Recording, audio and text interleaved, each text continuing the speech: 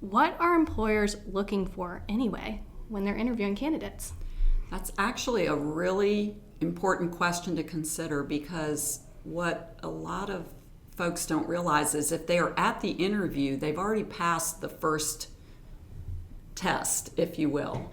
So the employer has looked at their resume and feels like they have the necessary skills. And so a lot of interviews are more focused on getting to know you, even though they will still be structured and have the formal questions.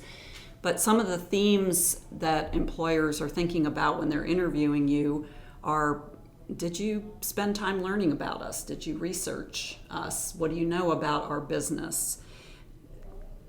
Do you have the right personality for our culture? Will you fit? Are you a match? Do you listen well and answer the questions during the interview? Again, are you an active listener? What are your communication skills like? Do you know your resume? Can you talk about anything and everything that's on your resume in detail and tell an interesting story? And then I think probably the most important thing is, would I like to work with you? Would I like for you to come here to my place of business and be a part of my team? Mm-hmm. And who are you really? Who are you as a person? I want to see the real you. Right. And I think sometimes applicants get so caught up in what they're going to say for their answers, they forget to be themselves. And it's really important to get that cultural fit right, that you show your true self, your best true self, granted. Right. Yes, I see this a lot in interviews, and people get really nervous, so maybe they are not showing that side of themselves that they want to show. But employers want to know that you're somebody they will like, that they will want to work with you, that you're a cultural fit, in addition to those skills and that you mentioned, Bridget, that you need to showcase the skills and experiences that you have. So as a business analytics professional or somebody who's interested in that field, I feel like these folks encounter so many different types of interviews, both in format and in content. So what are the different types of interviews that a business analytics applicant will encounter? Well, a new trend that has really gained popularity is the one-way recorded video interview. And these can be very awkward because there isn't anybody on the other side. You're basically recording yourself answering questions, prompts. And you have to get comfortable with that. You have to learn how to position your computer so that you're looking directly at the camera. And it's very unnatural, but from the employer perspective, it's a very cost-effective way to do first-round interviews. If you think about it, a phone interview, the employer has to commit probably anywhere from 15 to 30 minutes with that candidate. Compared to a recorded video interview, you can decide within 5 minutes if you want to listen to the rest of it. Yes. I know that sounds kind of cold, but that is the way it works. And oftentimes, that is the first step to even getting a phone interview.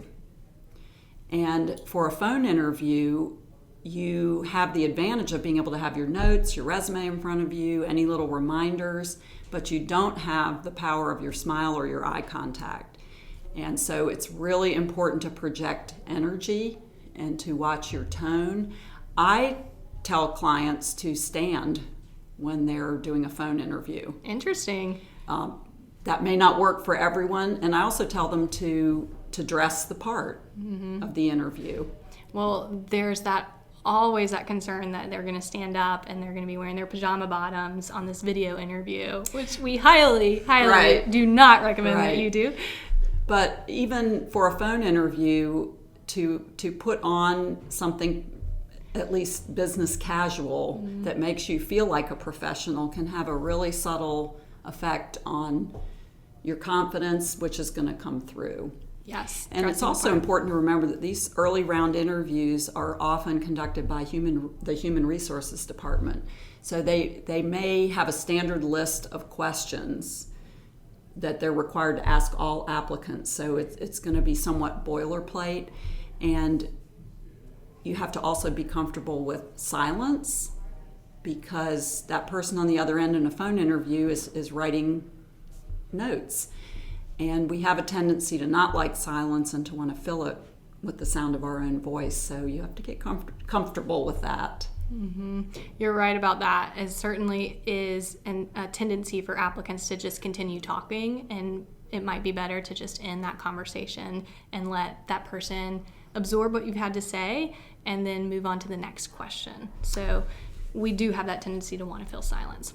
And then beyond those early screening types of interviews, there's obviously the in-person interview. So that could be one-on-one. It could be a panel interview where there are multiple people interviewing you, or it could be a group interview where you're being interviewed as part of a team or asked to do a team project in front of an employer. So those are some different types of interviews, but the traditional one, of course, is one-on-one, face-to-face. And at that point, it's really hard to know what to expect because there's no universal style of interviewing. So you have to kind of be prepared for anything. We can't know in advance the skill level of the person who's interviewing you. And sometimes you may have prepared and then come back and you'll say to me, it was just a conversation, getting to know each other. Well, that's fine, but the fact that you were prepared, what if it hadn't been that kind of interview? Right. You can't take the chance. So that's part of the challenge of one-on-one interviews, is just maintaining your poise and being able to adjust to whatever is going on in the room. Right. And you'll find some interviewers are very conversational, very talkative, and others are not. Others are those stone-faced people that you really don't know how your answer is landing. This is how I got my first job. The person that interviewed me was so stone-faced that I thought I had bombed it. I thought, well, I don't know. I thought I answered the questions pretty well, but he did not respond at all. They hired me. He just had that demeanor. That's the worst. And then there's also when employers do that intentionally, and we call that a stress interview. Right. And they want to see if you crack under pressure or how you deal with an aggressive interviewer. Right. Maybe cutting you off in the middle of your response to tell me about yourself. Yeah, how would you deal with a hostile interviewer? Yes. Right. I mean, that is important for every one of you to be thinking about, because you could meet the nicest, most talkative, friendly person, or you could meet the hostile interviewer. And then a lot of times we hear interviews described or labeled as behavioral interviews. And to be honest, most interviews have a behavioral component to them, where you're going to get asked a question, tell me about a time when ... Give me an example of when ... And these are just questions that ask you to give an example from a previous experience of how you handled something. And it gives the employer some insight into how you might handle that situation if you work for them. Right. So that is great. We've covered different types of interviews, what our applicants can maybe anticipate, how to prepare for a number of things that may be happening in format and the type of person who interviews you.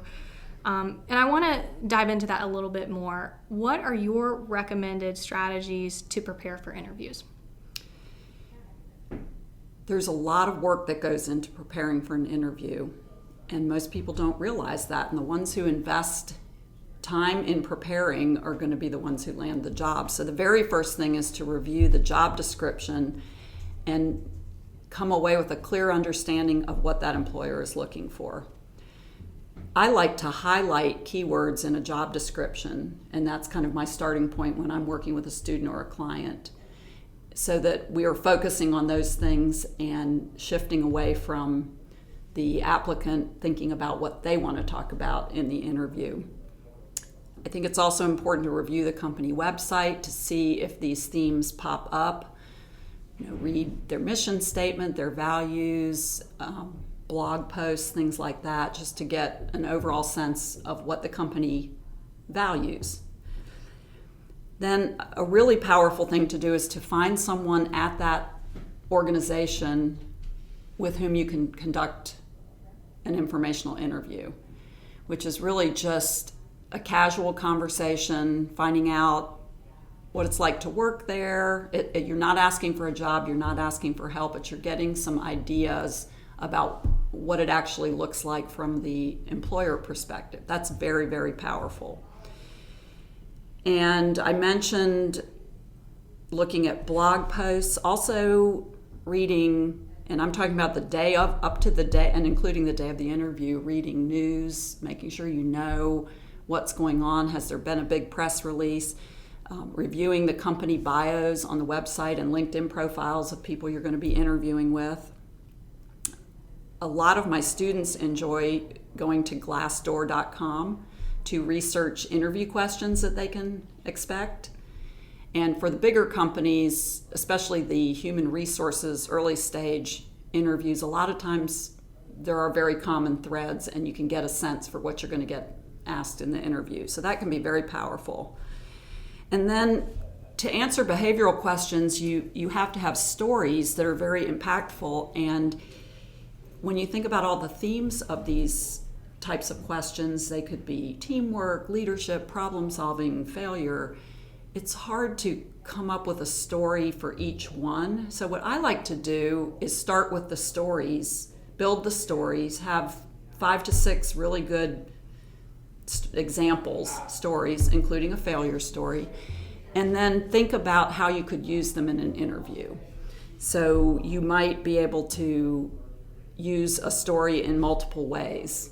You're only going to share it once during the interview, but it could answer one of many questions. That's really important. And of course, we recommend the STAR formula, which I know you're very familiar with. I love the STAR formula. Situation, task, action, result, and a common mistake I see there is focusing too much on the setup. Mm-hmm. And not getting to the result. Not getting to the specific actions that you took and the result, the lesson learned, how you've changed going forward. And during interview prep, I will cut someone off if they're going too long. It sounds mean, but I will stop them if they're spending too long in the setup. I just want to create a little. I want a client to paint a picture of the situation so that I can picture what's going on, and even create a little drama around it. There's the storytelling piece, but then quickly get to what he or she specifically did. Right. What was the action that you took and the result that came from that action to resolve whatever this was. And when we talk about behavioral interviews, I realize that maybe we might need to define that a little bit.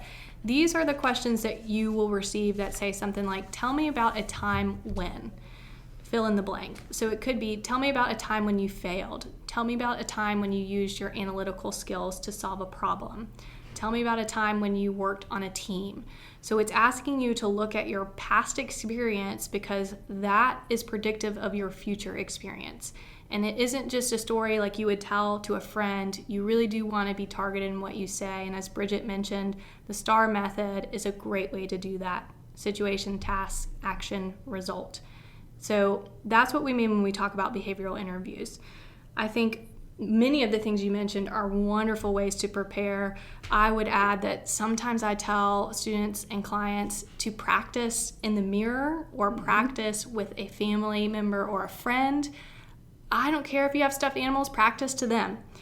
Practice on your way driving to the interview. People will think that you're just on the phone in your car.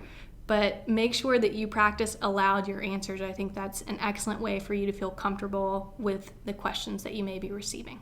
And I would add to that, because practice is extremely important, practice and time yourself so you have a sense for whether you are going on too long, and record yourself, catch those filler words like so, and make sure you're not rambling. If you can stand to watch a video of yourself, you'll catch some gestures that are maybe distracting. It's painful, but very, very powerful. Yes. And really, when we're thinking about answers, about 2 minutes is the norm of how long you want to spend. So we often encounter clients who maybe are on one side of the spectrum. They give the one-word answer, or they're very chatty and they give a 10-minute answer, and the interviewer has now lost the thread of this. Right. So wherever you fall, be aware of that and be aware that you may have to bulk up your answer, or you may have to shed some things and edit your answer a little bit. And that is a really good point. I tell people all the time there's a sweet spot. The extroverted people tend to ramble and not get to the point, not be concise, and then more introverted people tend to not give enough information, and there's a sweet spot right in the middle that you've got to find. So everyone, I think a lot of times more reserved people think that super extroverted people have it made when it comes to interviewing, but actually a lot of extroversion can be a handicap in an interview, and maybe you're not listening carefully and tend to ramble.